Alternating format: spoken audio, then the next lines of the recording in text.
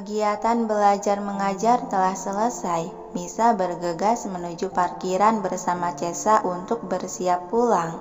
Saat ini keduanya sudah berada di dalam mobil. Mobil yang ditumpangi Misa sudah melaju melesat dengan kecepatan sedang di perjalanan kota. Tidak ada perbincangan di antara keduanya selama dalam perjalanan itu.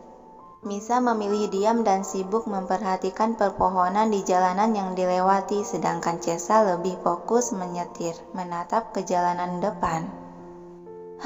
Dipikir-pikir sudah 7 bulan aku menikah dengan dia, dan selama ini sikapnya semakin berkembang. Awal bertemu dia sangat garang dan suka memerintah seenaknya. Namun sekarang dia sedikit berubah.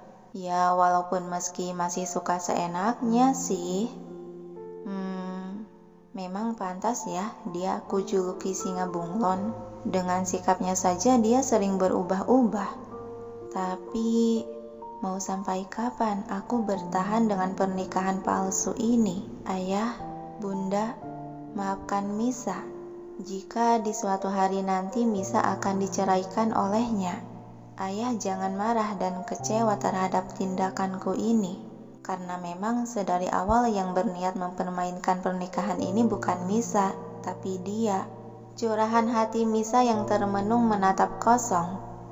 Dan tidak berselang lama, mobil hitam itu melaju lambat saat melewati gerbang yang menjulang tinggi ke kediaman Saputra. Pandangan Misa masih melihat ke arah luar jendela, sehingga pandangannya tak sengaja dia menangkap sesuatu yang sangat ia kenali dan gemari. Cesa, berhenti sebentar. Pinta Misa menyentuh lengan gadis yang sedang memutar setir mobil. Tanpa bantahan, Cesa segera memberhentikan mobil di tengah pelataran rumah samping taman. Misa membuka seatbelt yang melingkar di tubuh, lalu dengan gerakan cukup tergesa dia keluar dari mobil. Nona, pelan-pelan, nanti Anda terjatuh. Cemas, Cesa ikut keluar dari mobil. Nyebelin, aku bukan anak kecil, Cesa. Oceh Misa sembari berhambur ke arah taman bunga yang berada di tengah halaman dekat dengan kolam ikan. Wih, bagus banget. Misa terkagum dengan kedua mata berbinar bahagia bagai menemukan sebuah harta karun. Wah, ya ampun. Segera Misa berjongkok mengulurkan tangan untuk menyentuh kelopak bunga yang berada di sekumpulan bunga lainnya. Cesa, ini kan anggrek hitam yang waktu di pameran itu kan? Antusias dia tersenyum semangat. Hingga senyuman itu menular ke bibir Cesa menjawab dan menganggukkan kepala. Benar, Nona. Cesa, aku tidak sedang bermimpi kan? Beneran ini bunga anggrek hitam kan? Bukan hitam KW karena cat? Pertanyaan beruntun dari bibir Misa sembari menelisik penampilan tanaman bunga anggrek tersebut. Cesa maju beberapa langkah agar lebih dekat dengan sang majikan. Tidak, Nona, ini nyata. Memang benar itu anggrek hitam yang Nona inginkan. Dan lihatlah sekeliling Nona, sepertinya bukan hanya ada anggrek jenis itu saja di taman ini. Ucapnya meyakinkan. Mendengar hal itu, seketika senyuman di bibir Misa semakin merekah indah seiring dia mengangkat pandangan melihat ke sekitar. Yang memang benar taman di rumah tersebut telah disulap menjadi ladang anggrek bunga dengan berbagai macam warna kelopak anggrek. Subhanallah, ini kapan taman rumah jadi berubah begini? Padahal waktu kemarin aku santai bersama Sila di gazebo, taman ini nggak kayak gini deh. Oceh kekaguman Misa menatap bahagia akan kejutan tersebut. Cesa hanya tersenyum tanpa menjawab. Tentu saja Nona tidak akan menyadarinya, karena kami mengerjakan kejutan ini dalam semalaman. Batin Cesa yang ikut senang melihat senyuman di bibir sang tuannya. Nona, panggil Cesa menyadarkan Misa dari keterpakuan. Misa menoleh masih dengan senyuman. Iya Cesa, ada apa? Apa Nona akan mengambil anggrek hitam ini?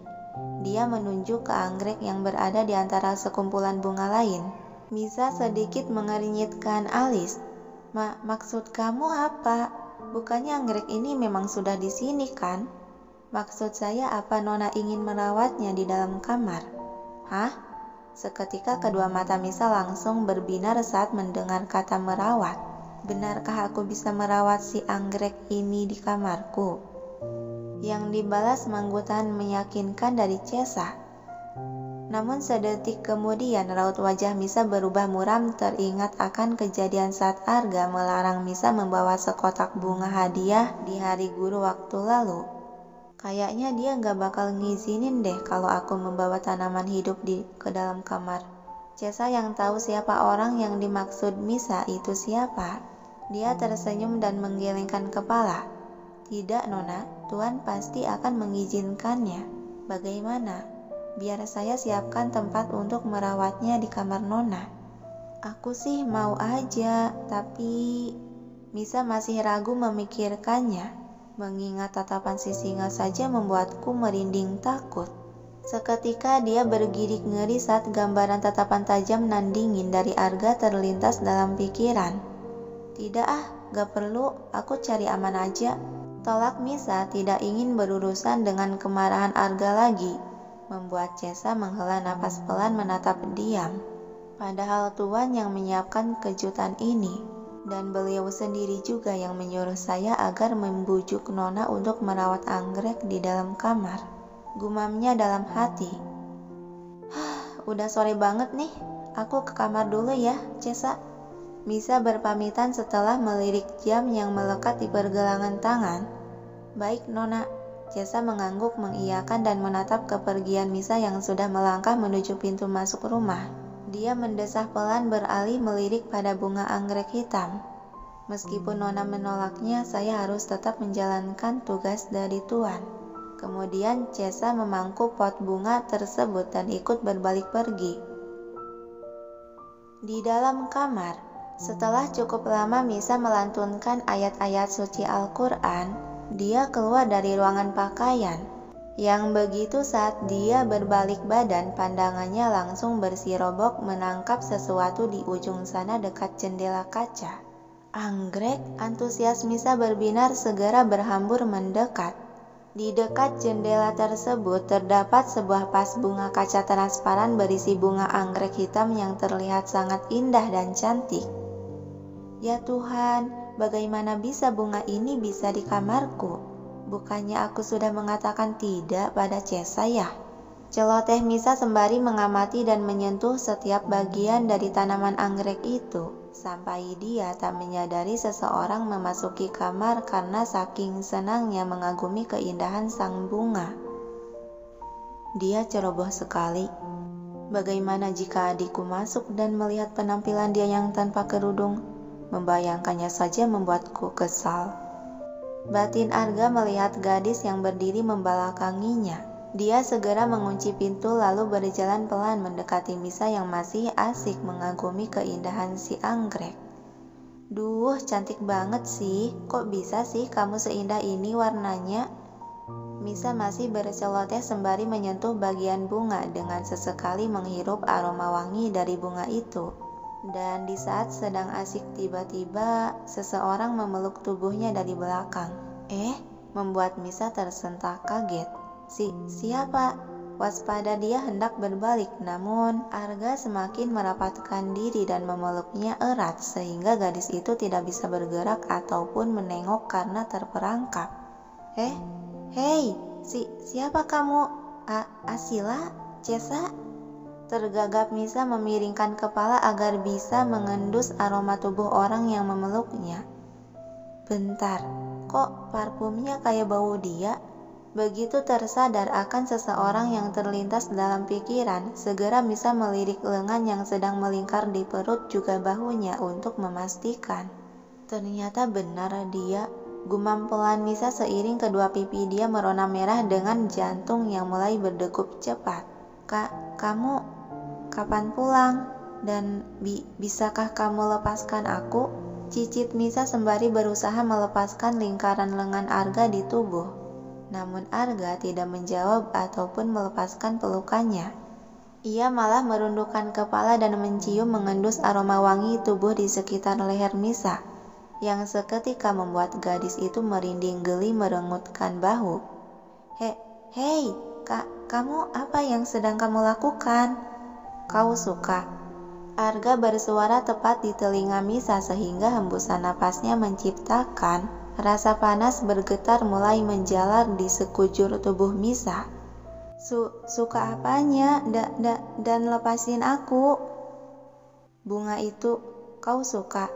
Aksi Arga berhenti dan beralih meletakkan dagu di atas kepala Misa. Misa melirik ke arah tanaman.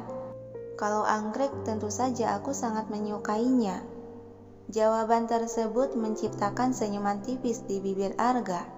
Bagus kalau kau suka.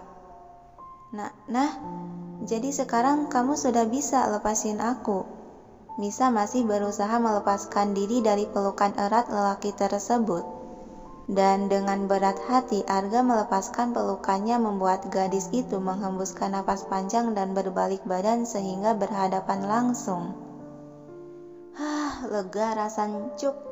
Sebuah kecupan kilas di bibir merah delima gadis itu menghentikan ucapannya dan membuat Misa seketika mematung membeku tak berkedip. Siapkan air mandi, ucap Arga setelah meninggalkan kecupan di bibir Misa.